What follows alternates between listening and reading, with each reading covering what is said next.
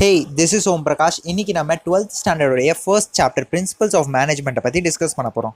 First, மேனேஜ்மெண்ட்னா என்ன? ஒரே லைனில் சொல்லணும்னா 4 பேர்கிட்ட இருந்து எப்படி பெஸ்ட்டாக வேலை வாங்குறது, அதான் மேனேஜ்மெண்ட். வேலை வாங்குறது என்ன அவ்வளோ கஷ்டமா? வேலை செய்யறதை விட வேலை வாங்குறது தான் கஷ்டம். ஒரு எக்ஸாம்பிள், நம்ம வீட்லேயே நம்ம அம்மா நம்மக்கிட்ட ஒரு வேலை சொன்னாங்கன்னா அட்லாஸ்ட் புலம்புவாங்க, உங்ககிட்ட வேலை சொல்கிறதுக்கு பதிலாக நானே செஞ்சுருப்பேன்.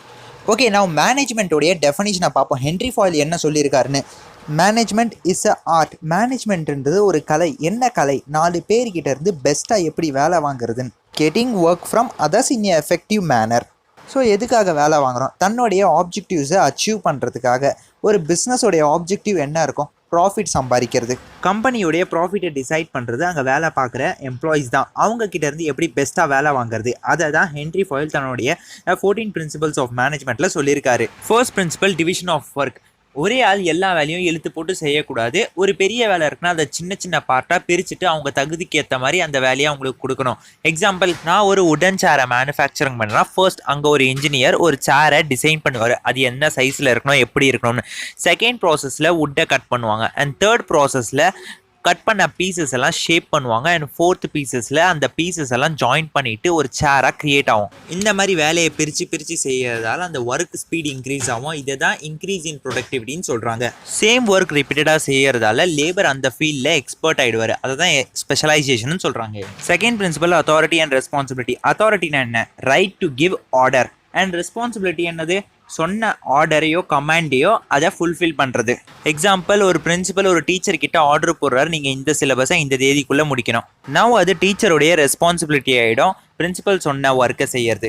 மேல் அதிகாரியை தான் சுப்பீரியர்னு சொல்கிறாங்க. நான் சொன்ன எக்ஸாம்பிளில் இங்கே பிரின்சிபல் தான் சுப்பீரியர். அண்ட் சபார்டினேட்ன்றது சுப்பீரியருக்கு கீழே வேலை பார்க்குறாங்க. நான் சொன்ன எக்ஸாம்பிளில் டீச்சர்ஸ் தான் இங்கே சபார்டினேட்.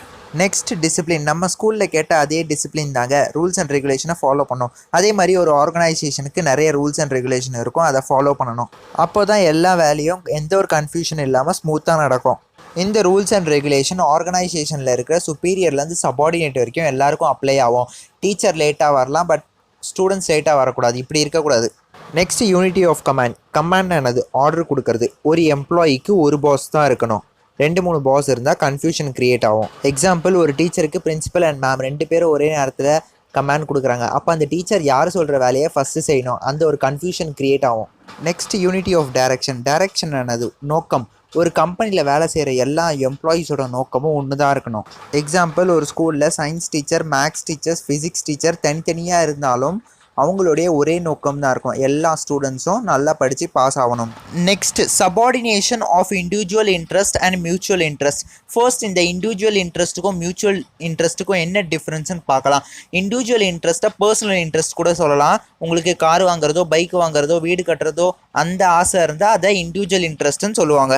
அண்ட் மியூச்சுவல் இன்ட்ரெஸ்ட்ன்றது உங்கள் ஆர்கனைசேஷனில் உங்களுக்கு ஏதாச்சும் டெவலப்மெண்ட் பண்ணணும்னு ஆசை இருக்கும். எக்ஸாம்பிள், நான் ஒரு ஸ்கூல் நடத்துகிறேன்னா 4 கிளாஸ் எக்ஸ்ட்ரா பில் பண்ணணும், என் ஸ்கூலை டெவலப்மெண்ட் பண்ணணும், அந்த ஆசை இருந்தால் அது மியூச்சுவல் இன்ட்ரெஸ்ட்டுன்னுவாங்க.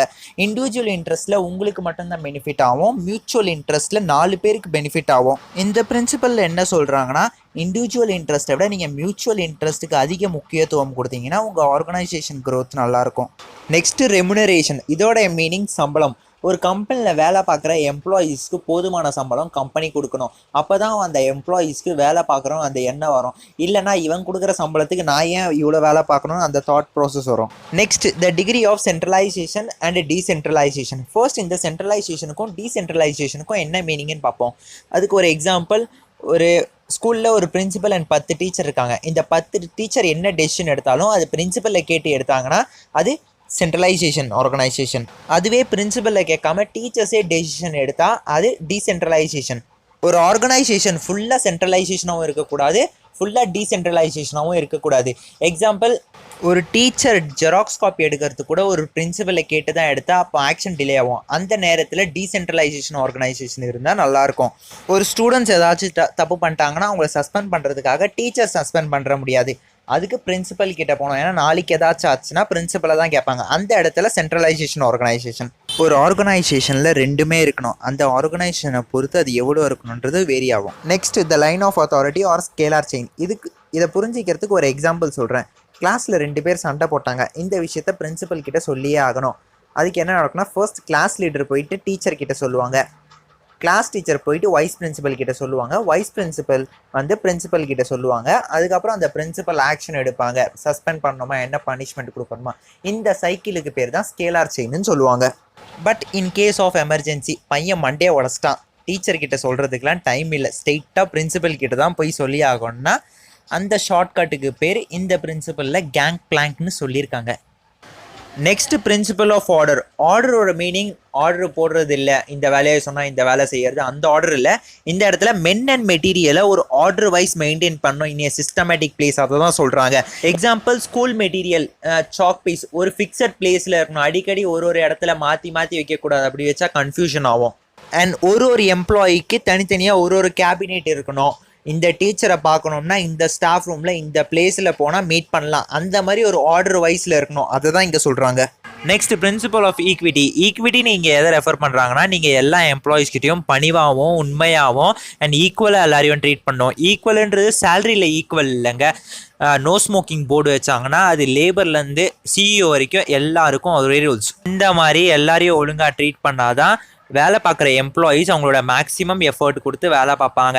ஈவன் தோ நம்ம கூட எந்த டீச்சர்ஸ்லாம் நம்ம மேலே எரிஞ்சு விழுறாங்களோ அந்த டீச்சர்ஸ் நமக்கு பிடிக்கவே பிடிக்காது, அண்ட் அந்த சப்ஜெக்ட் நம்ம படிக்கவே மாட்டோம். அண்ட் எந்த டீச்சர்ஸ்லாம் பார்ஷியாலிட்டி பார்க்குறாங்களோ சுத்தமாக பிடிக்காது. அதே தான் ஒரு ஆர்கனைசேஷன்லையும் நடக்கும். Next principle stability of tenure of personnel. இந்த பிரின்சிபல் என்ன சொல்கிறாங்கன்னா, வேலை பார்க்குற எம்ப்ளாயீஸ்க்கு நம்ம வேலை எப்போ வேணால் போக சான்ஸ் இருக்குது, அந்த ஒரு பயம் மனசில் இருக்கக்கூடாது. அப்படி இருந்தால் அவனால் ஒழுங்காக வேலை பார்க்க முடியாது. சில ஸ்கூலில் என்ன பண்ணுவாங்கன்னா, ஒரு டீச்சர் 10-15 வருஷம் வேலை பார்க்குறாங்கன்னா அவங்களுக்கு இயர்லி இன்க்ரிமெண்ட் ஆகிட்டே இருக்கும். ஸோ பேக்கேஜ் 35,000 to 40,000 சேலரி இருக்கும். அந்த இடத்துல அந்த டீச்சரை வேலையை விட்டு தூக்கிட்டு அதுக்கு வேலை ஒரு 3 டீச்சர் போட்டுருவாங்க. புதுசாக ஒரு டீச்சர் 10,000 சேலரிக்கு அவங்க லாபத்துக்காக பண்ணுறாங்க. அந்த மாதிரி பண்ணக்கூடாதுன்னு சொல்கிறாரு. Next principle initiative. எப்பயுமே ஒரு எம்ப்ளாயி கிட்ட ஆர்டர் போடுறதோ கமாண்ட் கொடுக்கறதோ விட அவங்ககிட்ட இருக்கிற சஜஷன்லாம் கேட்குறது. இந்த ஐடியாலாம் நாங்கள் ரூல்ஸ் எல்லாம் இம்ப்ளிமெண்ட் பண்ண போகிறோம், உன்னோட சஜஷன் உன்னோட நியூ ஐடியாஸ் ஏதாவது இருந்தால் சொல்லுங்கள்.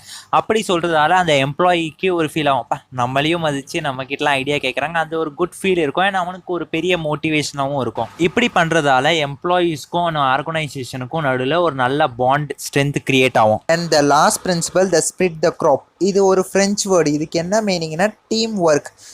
டீமாக ஒரு இண்டிவிஜுவல் தனியாக ஒர்க் பண்ணுறதை விட ஒரு டீமாக ஒர்க் பண்ணாங்கன்னா அது இன்னும் கொஞ்சம் எஃபிஷியண்ட்டாக இருக்கும். அண்ட் எம்ப்ளாயீஸ்க்கு பிட்வீன் ஒரு கோஆர்டினேஷன் அண்டர்ஸ்டாண்டிங்கோட ஒர்க் பண்ணலாம். ஒரு தத்துவம் சொல்லுவாங்களே, ஒரு குச்சியாக இருந்தால் ஈஸியாக உடைச்சிடலாம், பட் ஒரு பஞ்ச் ஆஃப் குச்சியாக இருந்தால் அது உடைக்கிறது கஷ்டம். அதே மாதிரி தான் ஒரு டீம் ஒரு ஆர்கனைசேஷனில் ஒரு ஸ்ட்ரென்த்தை க்ரியேட் பண்ணும். அண்ட் அவ்வளோதான் 14 பிரின்சிபல்ஸ் ஆஃப் மேனேஜ்மெண்ட் முடிஞ்சிருச்சு. நான் இதை உங்களுக்கு ஒரு ஸ்கூலோட எக்ஸாம்பிள் மூலியமாக சொன்னேன், பட் நீங்கள் அதை ஒரு கம்பெனி மூலியமாக ரிலேட் பண்ணி பாருங்கள். இன் ஃபியூச்சரில் நீங்கள் ஒரு கம்பெனி ஸ்டார்ட் பண்ணிங்கன்னா இந்த 14 பிரின்சிபல்ஸையும் அப்ளை பண்ணிங்கன்னா உங்கள் கம்பெனியோட மேனேஜ்மெண்ட் நல்லாயிருக்கும் அண்ட் பெட்டர் க்ரோத்தாகவும் காமிக்கும். ஓகே, அகெயின் ஒன்ஸ் மோர் எல்லா பாயிண்ட்ஸும் ரீகலெக்ட் பண்ணிக்கலாம். ஃபர்ஸ்ட் டிவிஷன் ஆஃப் ஒர்க், எல்லா வரைக்கும் பிரித்து பண்ணணும். Second authority and responsibility. அத்தாரிட்டினா கமாண்ட் பண்ணுறது, ரெஸ்பான்சிபிலிட்டினா சொல்கிற வேலையை செய்கிறது. எவ்வளோ அத்தாரிட்டி இருக்கோ அவ்வளோ ரெஸ்பான்சிபிலிட்டியும் இருக்கும். தேர்ட் டிசிப்ளின், எல்லா ரூல்ஸ் அண்ட் ரெகுலேஷனையும் ஃபாலோ பண்ணணும். ஃபோர்த் யூனிட்டி ஆஃப் கமாண்ட், ஒரு எம்ப்ளாயீஸ்க்கு ஒரு பாஸ் தான் இருக்கணும். நெக்ஸ்ட் யூனிட்டி ஆஃப் கமாண்ட், என்ன தான் ஒர்க் வேறு இருந்தாலும் நோக்கம்ன்றது ஒன்று தான் இருக்கணும். Next subordination of individual interest and mutual interest. Mutual இன்ட்ரெஸ்ட்டுக்கு அதிக ஈடுபாடு கொடுக்கணும் இண்டிவிஜுவல் இன்ட்ரெஸ்ட்டை விட. நெக்ஸ்ட் ரெமுனரேஷன், ஒரு எம்ப்ளாயீஸ்க்கு ஒரு சஃபிஷியண்ட்டான சேலரி கொடுக்கணும்.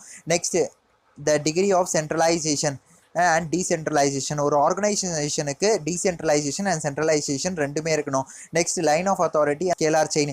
ஒரு கம்யூனிகேஷன் பாஸ் பண்ணணும்னா அந்த ஸ்கேலார் செயின் ஃபஸ்ட்டு ஸ்டூடெண்ட்ஸ்லேருந்து டீச்சருக்கு போகணும், டீச்சர்லேருந்து வைஸ் பிரின்சிபல்லேருந்து மறுபடியும் கீழே வரணும். அந்த செயினை ஃபாலோ பண்ணணும். நெக்ஸ்ட்டு ஆர்டர், மென் அண்ட் மெட்டீரியலை சஃபிஷியண்ட்டாக யூஸ் பண்ணணும். நெக்ஸ்ட் ஈக்குவாலிட்டி, எல்லா எம்ப்ளாயீஸையும் நீங்கள் ஒரே மாதிரி ட்ரீட் பண்ணணும். Next stability of tenure of personnel, ஒரு எம்ப்ளாயிக்கு ஒரு ஜாப் செக்யூரிட்டி இருக்கணும். நெக்ஸ்ட் இனிஷியேட்டிவ், எம்ப்ளாயியோட ஒப்பீனியன் அண்ட் நியூ ஐடியாஸையும் கேட்கணும். At last spirit de corps, எல்லா ஒர்க்கையும் டீம் ஒர்க்காக செஞ்சால் இன்னும் கொஞ்சம் பெட்டராக இருக்கும். அண்ட் அவ்வளோதான் 14 பிரின்சிபல் முடிஞ்சிடுச்சு. And this is Om Prakash signing off. Tata, bye bye.